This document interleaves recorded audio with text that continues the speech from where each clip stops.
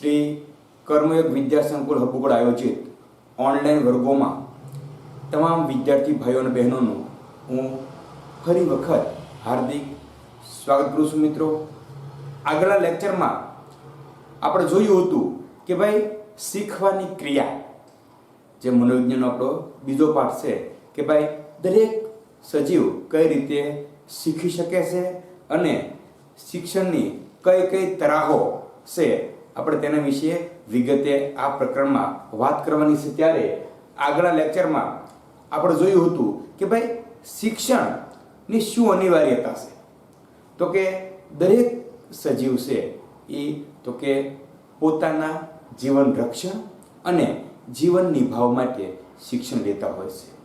પછી તો કે આગળ આપણે વર્તનની વાત કરી હતી કે જીવન ચક્ર દરમિયાન દરેક સજીવ કેટલા પ્રકારના વર્તન કરતો જોવા મળે છે. તો કે જીવન ચક્ર દરમિયાન દરેક સજીવ બે પ્રકારના વર્તન કરતો જોવા મળે છે. કયા કયા વર્તન? તો કે પ્રથમ આપણે વાત કરી હતી સાહજિક વર્તન અને બીજું શિક્ષિત વર્તન. સાહજિક વર્તનમાં કોઈ પ્રકારના ઔપચારિક શિક્ષણની જરૂર રહેતી નથી, જ્યારે શિક્ષિત વર્તન છે એ તો કે અન્ય વ્યક્તિને એ વર્તન કરતા જોઈને શીખાય છે અથવા અન્ય વ્યક્તિ દ્વારા આ પ્રકારનું વર્તન શીખવામાં આવે છે. પછી આપણે છે તો કે ભાઈ ઔપચારિક શિક્ષણની આપણે આગળ વાત કરી હતી કે ભાઈ જન્મજાત જે પોતાનામાં છે એ અમુક જનીનો લઈને જન્મે છે અને આ જનીનો દ્વારા તે આગળનું શિક્ષણ પ્રાપ્ત કરે છે, આ પ્રકારનું વર્તન કરે છે. જ્યારે શિક્ષિત વર્તનમાં છે અન્ય વ્યક્તિ દ્વારા જે વર્તન શીખવામાં આવે છે એ દ્વારા પોતાના જીવનમાં પરિવર્તન લાવીને છે એ લેવામાં આવે છે. ત્યાર પછી તો કે હવે આપણે આજના લેક્ચરમાં એક થોડીક પ્રસ્તાવનાનો મુદ્દો બાકી હતો, એની જરાક વાત કરી લઈએ કે ભાઈ કઈ કઈ અવસ્થા દરમિયાન છે એ તો કે બાળક શિક્ષણ મેળવે છે. તો કે સૌથી પહેલી જે આપણી અવસ્થા છે એ મિત્રો છે બાલ્યકાળ અથવા શિશુ અવસ્થા. અને આ જે બાલ્યકાળ છે એમાં કઈ રીતે શિક્ષણ લેવામાં આવે છે? તો કે આ બાલ્યકાળ દરમિયાન અનુકરણ, પ્રયત્ન અને ભૂલ દ્વારા શિક્ષણ લેવામાં આવે છે. કે અન્ય વ્યક્તિને આ પ્રકારનું અનુકરણ કરતા જોઈને અથવા આ પ્રકારનું વર્તન કરતા જોઈને બાળક એ પ્રકારનું વર્તન કરવા ઈચ્છે છે, એ પ્રકારનું વર્તન કરવા માટે એ પ્રયત્ન કરે છે અને ભૂલ પડે છે. આ વારંવારની ભૂલ છે એને તો કે સુધારીને બાળક છે બાલ્યકાળ દરમિયાન આ પ્રકારનું શિક્ષણ મેળવે છે. ઉદાહરણ તરીકે તો કે અન્ય વ્યક્તિને ચાલતા જોઈને બાલ્યકાળમાં છે બાળક તો કે ચાલવાનો પ્રયત્ન કરે છે, પણ સીધી જ એને સફળતા મળતી નથી. ઘણા બધા પ્રયત્ન, ઘણી બધી ભૂલ ને અંતે બાળક છે એ ચાલતા શીખે છે. ત્યાર પછીની જે બીજી અવસ્થા છે આપણે એની વાત કરીએ તો કે તારુણ્યકાળ, એટલે કે ભાઈ 3 અવસ્થા, કિશોર અવસ્થા પણ કહી શકાય. આ અવસ્થા દરમિયાન બાળક કઈ રીતે છે એ શિક્ષણ મેળવે છે? તો કે અભિસંધાન, આગળ જે પોતે શીખ્યો છે એની સાથે અભિસંધાન એટલે જોડાણ કરીને છે તરુણ અવસ્થા દરમિયાન બાળક છે એ શિક્ષણ મેળવે છે. અને સૌથી છેલ્લે યુવા કાળમાં યુવા અવસ્થા. તો કે યુવા અવસ્થામાં શું થાય છે? તો કે યુવા અવસ્થા દરમિયાન દરેક વ્યક્તિ માથે થોડી ઘણી જવાબદારી આવી પડતી હોય છે અને આ જવાબદારી નિભાવતા વ્યક્તિ છે એની સામે જે સમસ્યા આવી પડે છે અને આ સમસ્યા કેવી હોય છે? તો કે જટિલ અને અટપટી સમસ્યાના ઉકેલ કરવા માટે એ આગળની જે બે અવસ્થા શિશુકાળ અને યુવા અવસ્થા દરમિયાન જે શિક્ષણ લીધું છે એને છે અચાનક પોતાની આંતરસૂઝ દ્વારા છે આ પ્રકારની મુશ્કેલી છે એને છે ઉકેલ કરવાનો પ્રયત્ન કરતો હોય છે.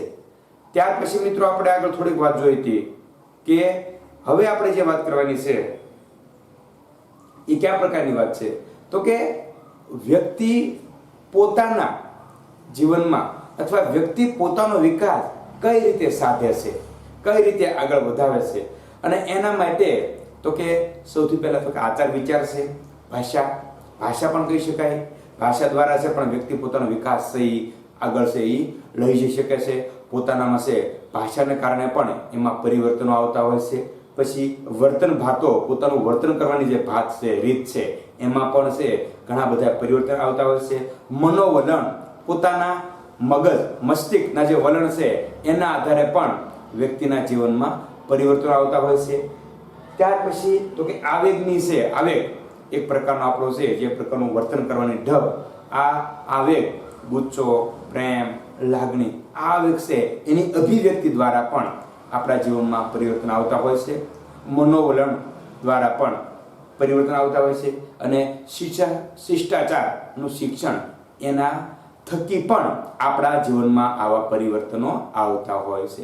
એટલે કે ભાઈ વ્યક્તિ કઈ કઈ બાબતોને આધારે પોતાનો જીવન વિકાસ શક્ય બનાવે છે? તો કે વ્યક્તિ આચાર વિચાર, ભાષા, વર્તન ભાતો, પ્રેરણા, આવેગની અભિવ્યક્તિ, મનોવલણો અને શિષ્ટાચારનું શિક્ષણ વગેરે બાબતો થકી પોતાનું છે જીવન ઘડતરનું કાર્ય કરે છે.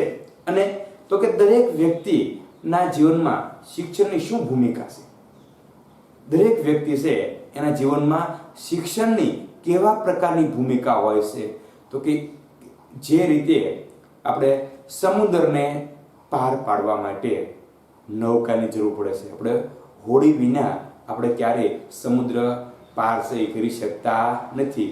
જે કામ છે આપણું હોડીનું છે નદી પાર કરવા કે સમુદ્ર પાર કરવા માટે, એ જ કામ આપણા જીવનમાં શિક્ષણનું છે. એટલે કે તો કે શિક્ષણની નૌકા થકી અથવા શિક્ષણની નૌકા દ્વારા જ જીવન સાગર પાર કરે છે. દરેક વ્યક્તિ છે એ શિક્ષણની નૌકા દ્વારા જ આપણું જે જીવન સાગર છે એને તો કે પાર કરી શકે છે.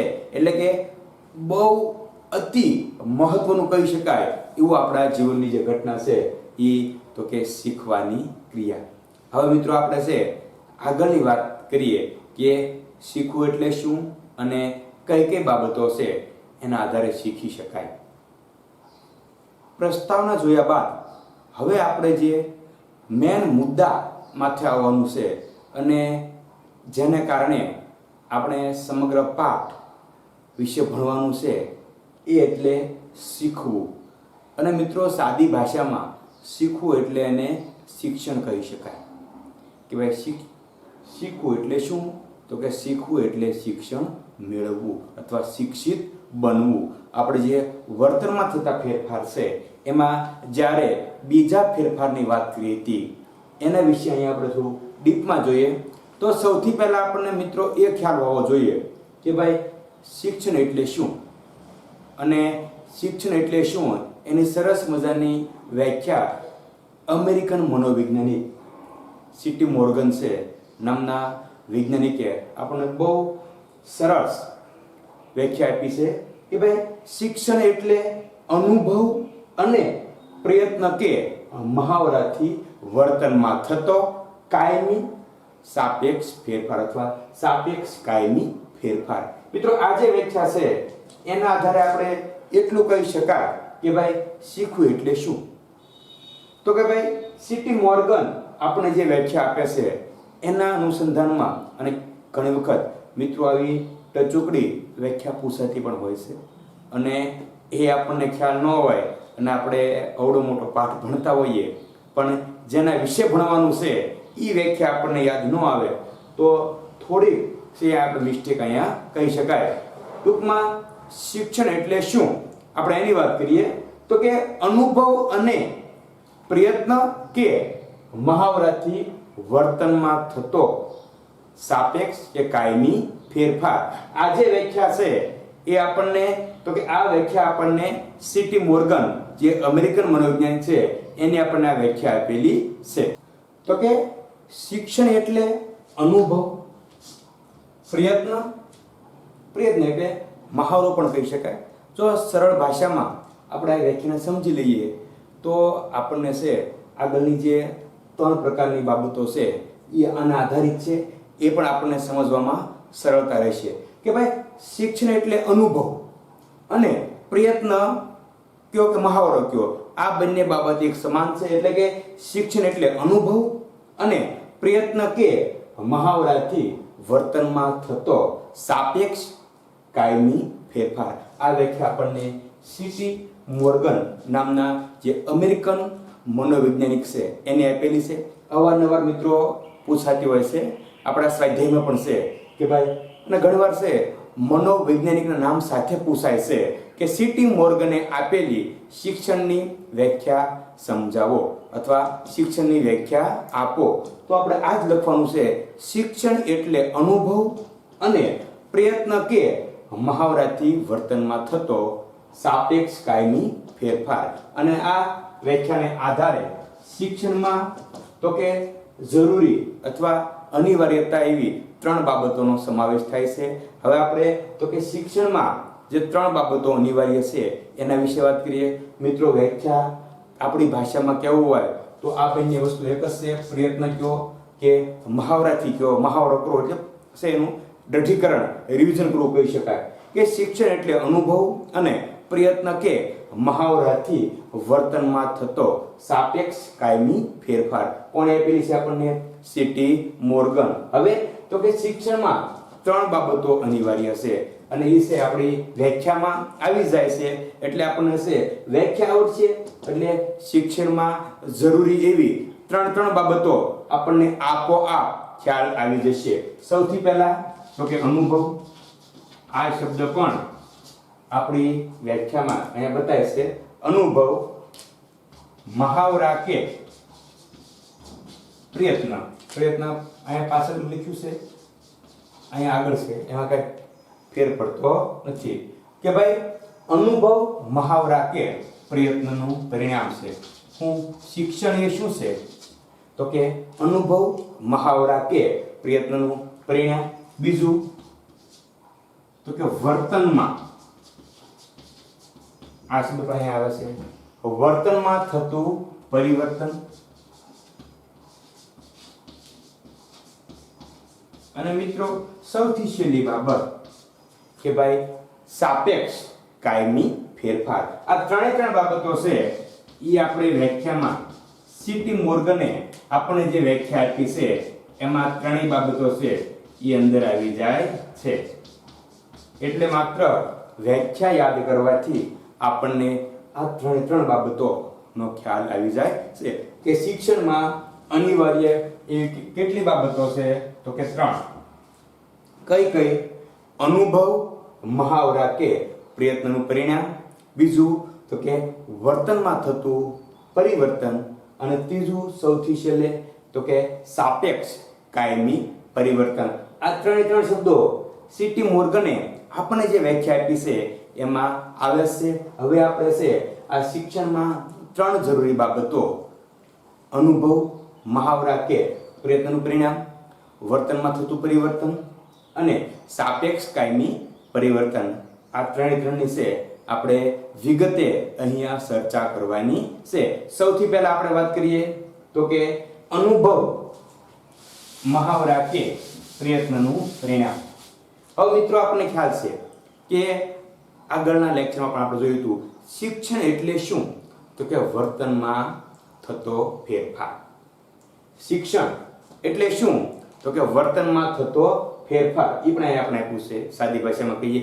પણ તમારા વર્તનમાં જો ફેરફાર થતો હોય એના માટેની છે આપણે એક છે કહેવાય કે પૂર્વ શરત આપેલી છે કે ભાઈ અનુભવ, તાલીમ કે મહાવરાને કારણે આ ફેરફાર ન થાય તો તેને સંપાદિત શિક્ષણ કહી શકાય નહીં. એટલે તમારામાં જે ફેરફાર થાય એ ફેરફાર ક્યારે શિક્ષણ ન કહેવાય તો કે તમે જે ફેરફાર સ્વીકાર્યો છે એ અનુભવ, તાલીમ કે મહાવરાના કારણે ન થતો હોય તો તેને મનોવૈજ્ઞાનિકની ભાષામાં અથવા મનોવિજ્ઞાનની ભાષામાં સંપાદિત ફેરફાર કહી શકાય નહીં. આ પહેલી શરત કે ભાઈ અનુભવ, મહાવરા કે પ્રયત્નનું પરિણામ. આમાં આપણે જ્યારે લખતા હોય ત્યારે આપણે લખી નાખવાનું મિત્રો કે ભાઈ શિક્ષણથી વર્તનમાં ફેરફાર થાય તે સ્વાભાવિક છે. પણ જો અનુભવ, તાલીમ કે મહાવરાને કારણે આ ફેરફાર ન થાય તો તેને મનોવિજ્ઞાનની ભાષામાં કેવું સંપાદિત શિક્ષણ કહી શકાય નહીં. કારણ કે ઘણી વાર કેવું થતું હોય, તમારા જીવનમાં જે પરિવર્તન આવે છે એ થાક, આપણે વધારે પડતા થાકી ગયા હોઈએ ત્યારે પરિપક્વતા, ઉંમર પ્રમાણે આપણામાં જે સહજ થતી ક્રિયાઓ, રોગ કે ઈજાને કારણે જોવા મળતું હોય તો શિક્ષણ ન કહેવાય. અહીંયા મિત્રો આપણે બે જ યાદ રાખવાનું છે. એક તો ભાઈ ક્યારે એને શિક્ષણ ન કહેવાય. બે બાબતો છે એ જ છે કે ભાઈ સૌથી પહેલા તો કે અનુભવ, તાલીમ, અને કે મહાવરાને કારણે.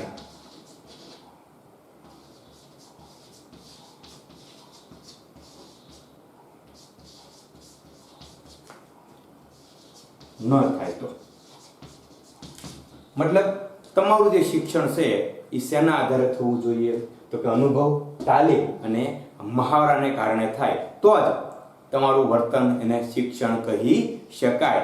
અને તમારું જે શિક્ષણ છે એમાં કઈ બાબતો ન થવી જોઈએ, અથવા તમે જે વર્તનમાં ફેરફાર લાવવા ઈચ્છો છો અથવા લાવો છો એ ક્યારે છે એ મનોવિજ્ઞાન એને શિક્ષણ તરીકે સ્વીકારતું નથી. તો કે સૌથી પહેલા તો થાક, પછી પરિપક્વતા, રોગ કે ઈજાને કારણે. તમારા જીવનમાં જો આ ચાર બાબતોને કારણે પરિવર્તન આવતું હોય તો આવું પરિવર્તન મનોવિજ્ઞાનની ભાષામાં શિક્ષણ કહી શકાય નહીં. ક્યાં? થાક, પરિપક્વતા, રોગ અને ઈજા. આને કારણે જો તમારા વર્તનમાં પરિવર્તન આવતું હોય તો આપણે એને શિક્ષણ કહી શકાશે નહીં. એટલે મિત્રો શિક્ષણ ક્યારે કહેવાય અને ક્યારે ન કહેવાય એ આપણને છે બહુ સાદી ભાષામાં કીધું છે ભાઈ, કે બંને આમ તો ન કહેવા બાબતો છે કે ભાઈ અનુભવ, તાલીમ કે મહાવરાને કારણે ન થાય તો એને શિક્ષણ કહેવાય નહીં. અને થાક, પરિપક્વતા, રોગ કે ઈજાને કારણે તમારા વર્તનમાં ફેરફાર આવે એને પણ શિક્ષણ કહી શકાય નહીં. અહીંયા છે સરસ મજાના આપણે 2 કે 3 ઉદાહરણની વાત કરીએ તો આપણને વધારે ખ્યાલ આવે કે ભાઈ સ્વાભાવિક છે કે નાનકડું અમથું 3 કે 4 માસનું બાળક છે એ તો કે ખાટલામાં છે એ ઊંધું પડતા શીખી જાય કે પગ ભરાવીને ખસતા શીખી જાય તો આ રોજિંદા જીવનમાં આપણે કહી શકાય કે બાળક છે એ તો કે ઊંધું પડતા શીખી ગયું છે અથવા પગ ભરાવીને ખસતા શીખી ગયું છે. પણ મિત્રો આ જે ફેરફાર છે એ બાળકમાં તો કે શારીરિક પરિપક્વતાને કારણે જોવા મળતો હોવાથી આને શિક્ષણ કહી શકાય નહીં. કે ભાઈ બાળક છે સ્વાભાવિક છે કે ભાઈ ખાટલામાં ઊંધું પડતા શીખી જાય અથવા છે એમાં પગ ભરાવીને ખસતા શીખી જાય, એને છે એ ફેરફાર છે. પણ આ ફેરફાર કોના કારણે આવ્યો છે? તો કે પરિપક્વતાને કારણે આવ્યો છે. અને પરિપક્વતાને કારણે તમારામાં આવતો ફેરફાર શિક્ષણ કહી શકાય નહીં. બીજું આપણે ઉદાહરણ જોઈએ ભાઈ, વધારે પડતા દોડવાને કારણે, વધારે પડતા ચાલવાથી કે દોડવાથી જો તમારા પગ છે એ લથડિયા ખાવા માંડે તો આપણે એવું નહીં કહીએ કે અમને લથડિયા ખાતા આવડી ગયું, કારણ કે આપણને ખ્યાલ છે આ પરિવર્તન કોને કારણે આવ્યું છે? થાક કે વધારે પડતા ચાલવાથી પગના સ્નાયુ છે એમાં શક્તિ ઘટી ગઈ છે અને પગ છે એ લથડિયા ખાય છે. તો આપણે એવું નહીં કહી શકાય અમે લથડિયા ખાતા શીખી ગયા. શા માટે? તો કે ભાઈ એ તો શિક્ષણ નથી, એ તો તમારા થાકને કારણે તમારામાં ફેરફાર આવ્યો છે. જો મિત્રો ઉદાહરણ થકી વધારે સમજીએ તો વધારે મજા આવે કે ભાઈ પહેલો આપણે પરિપક્વતાનું ઉદાહરણ જોયું કે ભાઈ બાળક છે એ ખસતા શીખી ગયું કે ઊંધું પડતા શીખી ગયું, પણ એ શિક્ષણ નથી, એ તો એનામાં આવેલી શારીરિક પરિપક્વતા છે. થાકને કારણે આપણે જે પગ લથડિયા ખાવા માંડે છે આપણે એની વાત કરી. પછી તો કે ઈજા કેવી થાય? તો કે ભાઈ હાડકું તૂટી જવાથી તમે લંગડાતા ચાલો તો એ તમારામાં તમે લંગડાતા ચાલતા શીખી ગયા એવું નહીં કહેવાય. પણ કોના કારણે પરિવર્તન આવ્યું છે? તો કે ઈજાને કારણે તમારે ચાલવામાં તમે જે લંગડાવ છો એ તો થોડાક સમય માટે લંગડાવવાનો છો. આપણો ફેરફાર કાયમી હોવો જોઈએ. અને કેફી દ્રવ્ય આપણે અવારનવાર છે આપણા ગામમાં છે રાજાને જોતા હોઈએ છીએ, મહારાજાને લથડિયા ખાતા. તો આ જે કેફી દ્રવ્યોનું સેવન કરવાથી જે પરિવર્તન આવે એને શિક્ષણ કહી શકાય નહીં. મિત્રો આ મુદ્દામાં છે આપણે આ બે બાબતો માથે આધાર રાખીને ચાલવાનું છે કે ભાઈ અનુભવ, મહાવરા કે પ્રયત્નનું પરિણામ. જે શિક્ષણમાં 3 બાબતો અનિવાર્ય છે એમાં પ્રથમ બાબત એટલે તો કે અનુભવ, મહાવરા કે પ્રયત્નનું પરિણામ. કે ભાઈ શિક્ષણ છે એનાથી ફેરફાર આવે એ સ્વાભાવિક છે, પણ આ ફેરફાર જો અનુભવ, તાલીમ કે મહાવરાને કારણે ન આવ્યો હોય તો એને શિક્ષણ કહી શકાય નહીં. અને આપણે બધા ઉદાહરણ પણ જોયા કે ભાઈ થાક, પરિપક્વતા, રોગ કે ઈજાને કારણે તમારા જીવનમાં અથવા તમારા વર્તનમાં આવતું પરિવર્તન શિક્ષણ કહી શકાય નહીં. હવે આપણે તો કે શિક્ષણમાં જે 3 બાબતો અનિવાર્ય છે એમાં બીજી બાબત તરફ આપણે આગળ વધવાનું છે. તો કે બીજી બાબત એટલે વર્તનમાં થતું પરિવર્તન.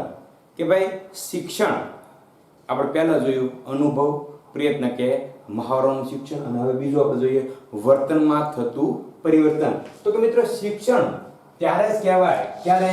તો કે પહેલા જે વર્તન હતું એમાં પરિવર્તન જોવા મળે. કે પહેલા જે વર્તન હતું એમાં શું થવું જોઈએ? તો કે પરિવર્તન થાય તો જ તેને શિક્ષણ કહી શકાય. એટલે વર્તનમાં થતું પરિવર્તન. કે ભાઈ કોઈ પણ શિક્ષણ, આપણે માત્ર સ્કૂલની વાત કરતા નથી, પણ કોઈ પણ શિક્ષણ ક્યારે કહેવાય? તો કે ત્યારે જ કહેવાય જ્યારે પહેલા જે વર્તન હતું તેમાં પરિવર્તન જોવા મળે. મિત્રો સરસ મજાનું ઉદાહરણ અહીંયા આપણને છે પાઠ્યપુસ્તકમાં બાળકને સાયકલ ચલાવતા આવડતું હોતું નથી એનું આપેલું છે કે ભાઈ એને વર્તન કેવું હતું? તો કે બાઇક છે એ બાળકને સાયકલ ચલાવતા આવડતું હોતું નથી. હવે તો કે શિક્ષણ ક્યારે કહેવાય? તો કે બાળક ઉદાહરણ તરીકે જ્યારે સાયકલ ચલાવતા આવડતું નથી તેમાંથી બાળક જ્યારે સાયકલ ચલાવતા શીખશે એટલે કે પરિવર્તન આવશે અને બાળક સાયકલ લઈને શાળાએ જશે અથવા સાયકલ લઈને ગામમાં જશે તો એના વર્તનમાં થતું પરિવર્તન છે. કે ભાઈ શિક્ષણથી વર્તનમાં શું આવવું જોઈએ? તો કે શિક્ષણથી વર્તનમાં પરિવર્તન આવવું જોઈએ. તો કે મિત્રો અહીંયા બહુ સરસ ઉદાહરણ છે કે બાળકને સાયકલ ચલાવતા આવડતું હોતું નથી તો શું કરે છે? તો કે તે સાયકલ ચલાવવાનો પ્રયત્ન કરે છે અને વારંવાર પડે છે, કારણ કે સીધી જ રીતે સાયકલ ચલાવતા આવડશે નહીં, પણ વારંવાર પડવાને કારણે, એનો મહાવરાને કારણે એ ધીમે ધીમે કરતા છે એ સાયકલનું બેલેન્સ રાખતા અને પેડલ મારીને આગળ વધતા શીખે છે. અને એક સમય એવો આવે છે કે બાળક પોતાની જાતે સાયકલ લઈને શાળા સુધી કે ગામ સુધી પહોંચે છે. એટલે વર્તનમાં થતું પરિવર્તન જોઈએ કે બાળકને સાયકલ ચલાવતા આવડતું નહોતું, એનું વર્તન હતું, પણ શિક્ષણને કારણે શું થયું? તો કે શિક્ષણને કારણે વર્તનમાં પરિવર્તન આવ્યું. કેવું પરિવર્તન? તો કે બાળક સાયકલ ચલાવતા શીખી ગયું. એટલે પહેલા જે વર્તન હતું તેમાં પરિવર્તન આવે તો જ એને શિક્ષણ કહી શકાય. અને મિત્રો છેલ્લી બાબત આપણે જોઈએ કે ભાઈ છેલ્લી બાબત કઈ છે એની વાત કરીએ આપણે, અને ત્યાર પછી જે શિક્ષણ માટે 3 બાબતો અનિવાર્ય છે એનો મુદ્દો અહીં આપણે પૂરો કરીએ. મિત્રો ઘણીવાર છે એક બાબત પૂછાતી હોય છે, પાછળ સ્વાધ્યાયમાં જોઈશું આપણે કે વર્તનમાં થતું પરિવર્તન ઉદાહરણ સાથે સમજાવો. તો આમ મિત્રો કંઈ નથી લખવાનું, આટલે ઉદાહરણ આપણે સાયકલ ચલાવવાનું ઉદાહરણ આપણને આવડે છે, આ જ બાબત છે અંદર આવશે. આપણો ત્રીજો મુદ્દો એટલે કે સાપેક્ષ કાયમી ફેરફાર. કાયમી એટલે મિત્રો અહીંયા આપણે આ મુદ્દા પર ધ્યાન રાખીએ તો આપણને આખો મુદ્દો છે એ સરળતાથી સમજાઈ જાય. કાયમી એટલે હંમેશા, કાયમ રહેનારું, હંમેશા રહેનારું, એના માટે આપણે કાયમી શબ્દ વાપરીએ છીએ. તો કે આપણે લીધેલું મોટા ભાગનું શિક્ષણ સ્થાયી અને ઘણા લાંબા સમય સુધી ટકી રહેનારું હોય છે. તમે જે શિક્ષણ પ્રાપ્ત કરો છો, આપણે જોયું કે શિક્ષણની અનિવાર્યતા, એમાં આપણે 3 મુદ્દા જોયા. એમાં ત્રીજા મુદ્દામાં જે વાત આવે છે એ કાયમી ફેરફારની વાત છે કે ભાઈ વ્યક્તિએ લીધેલું મોટા ભાગનું શિક્ષણ સ્થાયી એટલે સ્થાયી રહેનાર, હંમેશા રહેનાર અને ઘણા લાંબા સમય સુધી ટકી રહેનાર હોવું જોઈએ. આપણે આગળના જે વાત કરી પ્રથમ અધ્યાય કે અનુભવ પ્રયત્ન કે મહાવરાનું પરિણામ, એમાં આપણે જોયું હતું કે ભાઈ થાક, ઈજા, પરિપક્વતા, કેફી દ્રવ્યને કારણે અલ્પજીવી કે પરિસ્થિતિગત થયેલો ફેરફાર એ શિક્ષણ નથી. એ આપણો મુદ્દો દોહરાવવાનો છે કે ભાઈ કેફી દ્રવ્ય હોય, પછી તો કે થાક હોય, ઈજા હોય, રોગ હોય કે પરિપક્વતાને કારણે તમારા જીવનમાં આ તો તમામ વસ્તુ એવી છે, થાક હોય, પરિપક્વતા હોય, ઈજા હોય, એના કારણે તો કે તમારા જીવનમાં જે પરિવર્તન આવે એ અલ્પજીવી હોય છે. અલ્પજીવી એટલે ટૂંકું રહેનારું. અલ્પ એટલે ટૂંકું. કે શિક્ષણ હંમેશા કેવું હોવું જોઈએ? તો કે શિક્ષણ હંમેશા તો કે સ્થિર અને લાંબા સમય સુધી ટકી રહેનારું હોવું જોઈએ. પણ આપણે જે વાત કરીએ છીએ કે ભાઈ થાક, ઈજા, પરિપક્વતા, એના કારણે થયેલો ફેરફાર છે કેવો હોય છે? તો કે એ અલ્પજીવી અને પરિસ્થિતિગત હોય છે. એને શિક્ષણ કહી શકાય નહીં. શા માટે? તો કે ભાઈ થાક ઉતરવાથી જ આપણે જોયું હતું ને ભાઈ કે વધારે પડતું દોડવાથી કે ચાલવાથી પગ છે એ લથડિયા ખાવા માંડે છે. પણ થાક ઉતરવાથી કે હાડકું ભાંગી ગયું હોય અને વ્યક્તિ લંગડાતો ચાલે, પણ હાડકું સારું થવાથી એ વ્યક્તિ તો કે સામાન્ય રીતે ચાલી શકે છે. આવું છે. આને મિત્રો શિક્ષણ ન કહેવાય કે ભાઈ હાડકું ભાંગી ગયું હતું અને હાડકું સારું થયું, વ્યક્તિ સામાન્ય ચાલી શકે છે. ખૂબ દોડ્યો હોય પણ કલાકનો છે એને વિશ્રામ મળી જાય તો પાછું સામાન્ય રીતે ચાલી શકે છે. એટલે ટૂંકમાં કહેવાનો મિત્ર આપણો હેતુ એવો છે કે ભાઈ તમને જે શિક્ષણ મળે એ કાયમી હોવું જોઈએ. ઉપરનો મુદ્દો છે એ દોહરાવવાનો છે, બીજું કાંઈમાં ખાસ છે એ અઘરી બાબત છે નહીં. વ્યક્તિના વર્તનમાંના તાત્કાલિક અથવા તત્કાલીન, હંગામી અને અસ્થાયી પરિવર્તનોને મનોવૈજ્ઞાનિક શિક્ષણ તરીકે સ્વીકારતું નથી. કે ભાઈ કેવું, કઈ કઈ બાબતોને મનોવિજ્ઞાન અહીંયા શિક્ષણ તરીકે સ્વીકારતું નથી? તો કે સૌથી પહેલા તો થાક, ઈજા, કેફી દ્રવ્ય ને કારણે અલ્પજીવી અને પરિસ્થિતિગત શિક્ષણને છે એ સ્વીકારવામાં આવતું નથી. પછી તો કે વ્યક્તિના વર્તનમાંના તાત્કાલિક ફટાફટ હંગામી કામ ચલાવ, કાયમી ને સ્વીકારે, હંગામી ફેરફારને શિક્ષણ તરીકે સ્વીકારવામાં આવતું નથી. અને અસ્થાયી પરિવર્તનને મનોવૈજ્ઞાનિક છે એ સ્વીકારતા નથી. તો મનોવૈજ્ઞાનિક છે અથવા મનોવિજ્ઞાન કેવા શિક્ષણને સ્વીકારે છે? તો કે દીર્ઘકાલીન એટલે તો કે લાંબુ. આપણે ઘણા કહીએ કે દીર્ઘાયુ એટલે કે ભાઈ લાંબુ.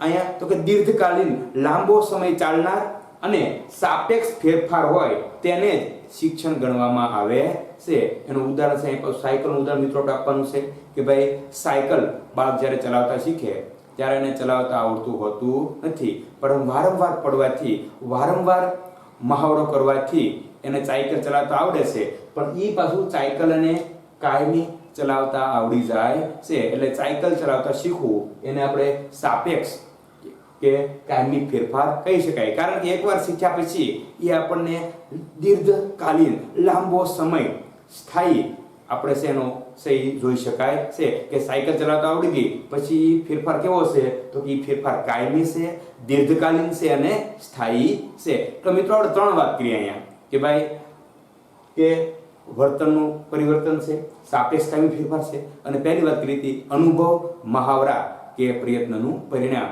કે ભાઈ શિક્ષણ માટે જરૂરી આ 3 બાબતો અનિવાર્ય છે. હવે પછીના લેક્ચરમાં છે એ આપણે તો કે બહુ અલગ અલગ પ્રયોગો દ્વારા આપણા જે મનોવૈજ્ઞાનિકોએ અલગ અલગ પદ્ધતિની શોધ કરી છે, આપણે તેની વાત કરીશું. અહીંયા સુધી છે તમામ મિત્રોને નમ્ર વિનંતી છે કે અહીંયા સુધી છે આપણે જોઈ લઈશું, અને ન સમજાય તો છે અમારો WhatsApp નંબરમાં છે અમને છે એ જાણ કરવી, જેથી કરીને છે એમ તમારું સોલ્યુશન છે એ વોટ્સઅપમાં જ આપી શકીએ. અને મિત્રો આ વિડીયોને વધારે વધારે શેર કરીએ અને આપણી શાળાની સ્કૂલની જે યુટ્યુબ ચેનલ છે એને વધારે ને વધારે સબસ્ક્રાઈબ કરતા રહીએ. અસ્તુ.